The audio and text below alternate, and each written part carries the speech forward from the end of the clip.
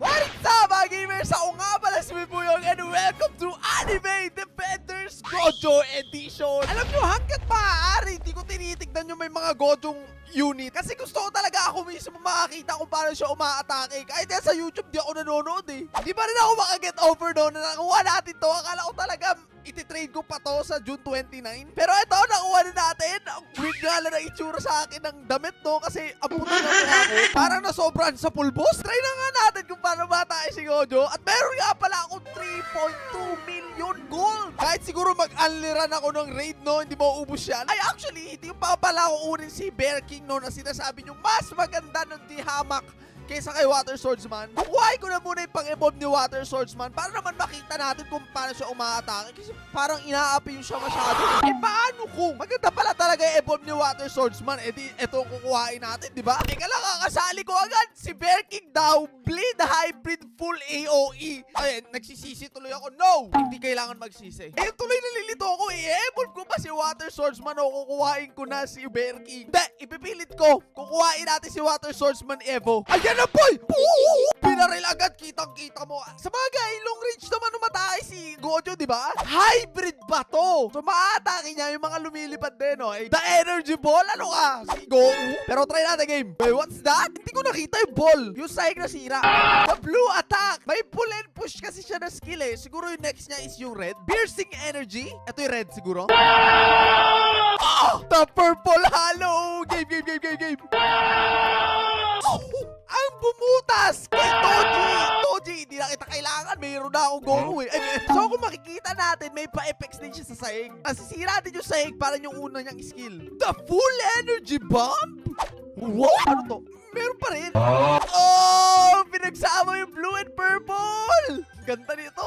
Upgrade meron pa ba? Okay, max upgrade ni Gojo na level 1 secret is 3,841. Yung range, si 40, ang laki ng range masyado nito. Ay, dalawa lang ang cap unit talaga kapag ka-secret. Kasi pati yung atong Igris ko is dalawa lang din ang pwede ko ilapag. Alam mo yung problema lang dito? Hindi nga lang siya AOE. Ano lang siya, single attack.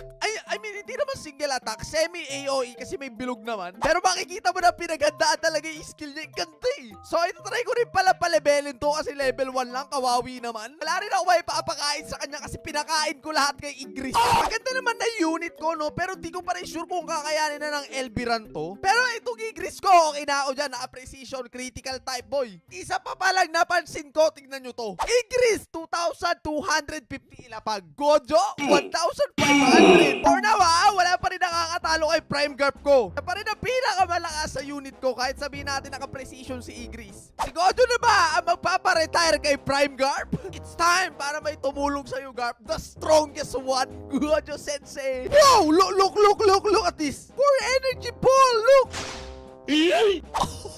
Yung atake niya pang out of this world yung itsura eh. Okay, mag-alala, pag-iipon natin yung trait reroll ni Gojo. Kailangan mapalakas talaga natin to. Ay, wait. Paano pa to i-evolve? Wait, hulaan ko. Dimension nga. Dimension pendant. Wait, what? Pwede ko na agad makuha? Upgrade na natin to. Ano ba pag hinihintay ko? Ay! The Rip Sorcerer Awaken. Evolve? May mali ako nagawa. Nagmadali ako. Hindi ko napalitan yung rank reroll. Wait! SSA Plus? Oh, so yung Gojo natin ay naging SSA Plus. Paano nangyari yun? Ooh! Ang ganda! Hindi ako makapaniwala. Parang sobrang swerte ko naman. Hindi ba kadalasan pagka nag-evolve, isa lang yung angat na dagdag. Pero bakit 8 lang yung existing nito? Feeling ko siguro 8 yung existing na may SSA Plus. Agets ko na. Isa na lang pala S Plus na to. Tapos gagawin natin All Might pa. Naku po, GG. Tapos ang boxing. Naalala nyo diba kanina?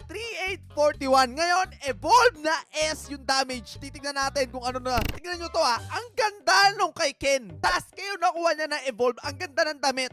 I think kumuha kayo niyan kung wala kayong Gojo.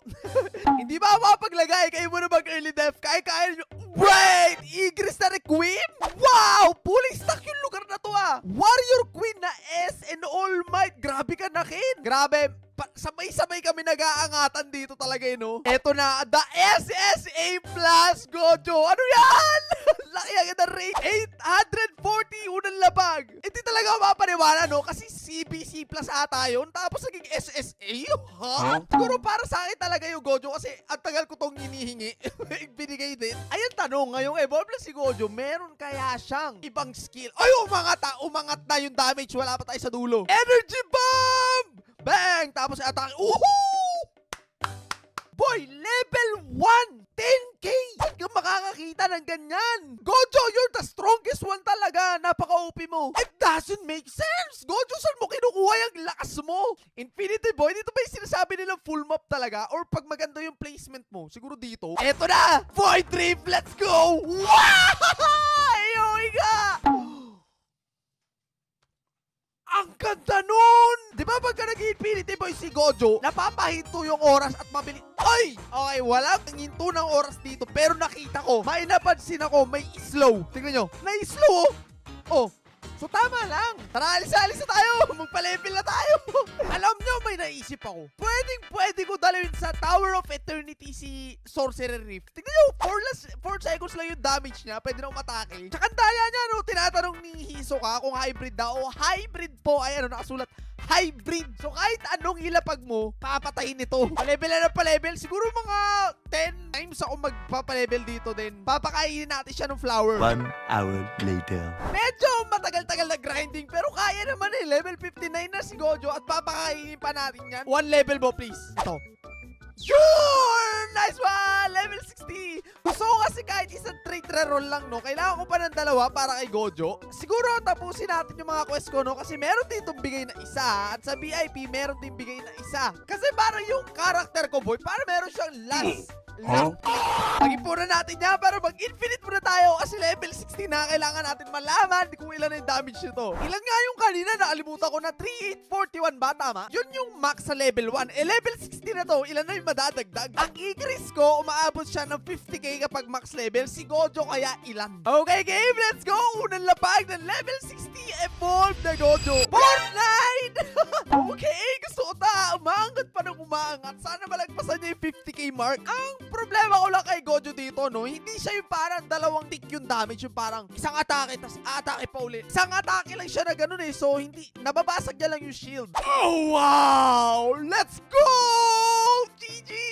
At ganun, tignan nyo yung inangat ng damage from 29k to 61. Ang ano kasi, pagka binabili mo na yung last skill, wala na siyang next pang upgrade. Probably, pag max level na nito, 70k. Ano pa kaya kapag naka-all might pa to? Wala na, finish na talaga yung laro. Teka lang, yung Void Rift na na-atake, di ba ito yung parang sunod-sunod? Yung naman pala yung hinahanap ko, meron naman pala, o nga. Okay, the Void Rift! Let's go! 64k! Sunod-sunod nga yung bawas! Ayun yung gusto natin! Sobrang ganda at sobrang lakas mo, Gojo! Thank you, AD, at binigyan nyo ako ng malakas na unit. Kung gagawin natin yung math, kasi meron ako dalawang 64k dito. So, nasa 128k na yung damage ng dalawang Rift Sorcerer. So, meaning, kasi lase na yung All Might ko. Kayang-kaya na maabot pag nag-level 70 siguro at kung may trade pang maganda. Yeah! 2 trade crystal! Let's go!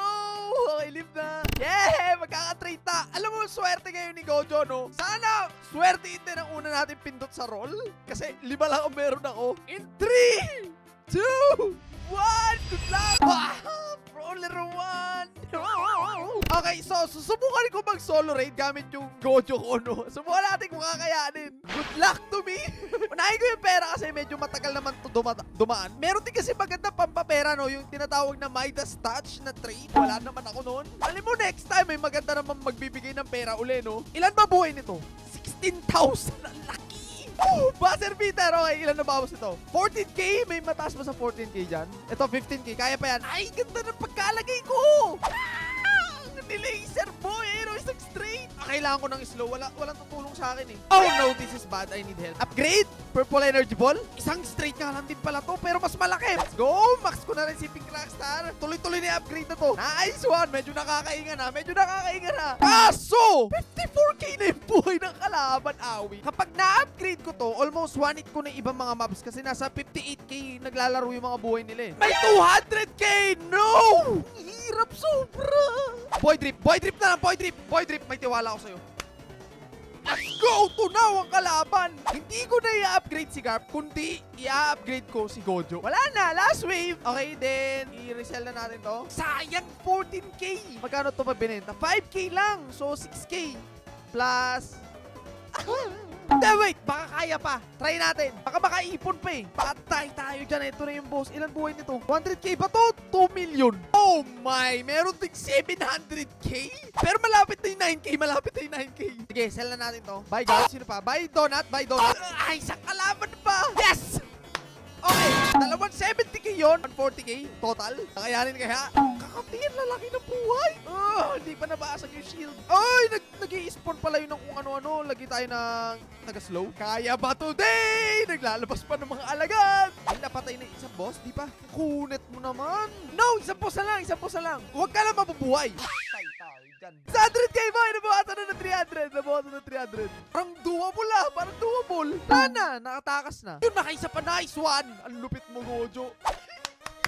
Naalo ko! Eto, abot na to. Layo na range nito. Dalawang atake na lang. Unless mag-regen uli yan, no? Napakadaya naman. Yeah! GG!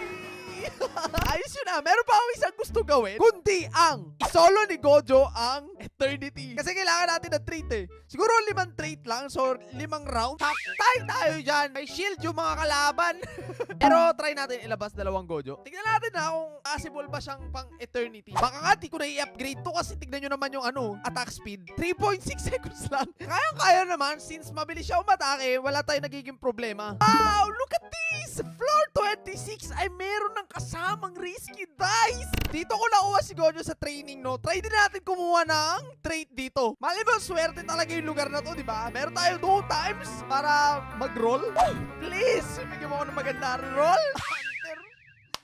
Wala na, last one. Let's go. Critical 3. Ay, not bad. Nandito na tayo sa 6%. Sa akin na mga gamers, maraming salamat sa panonood. See you again in my next video. Have a nice day, everyone. Thank you and goodbye. See ya.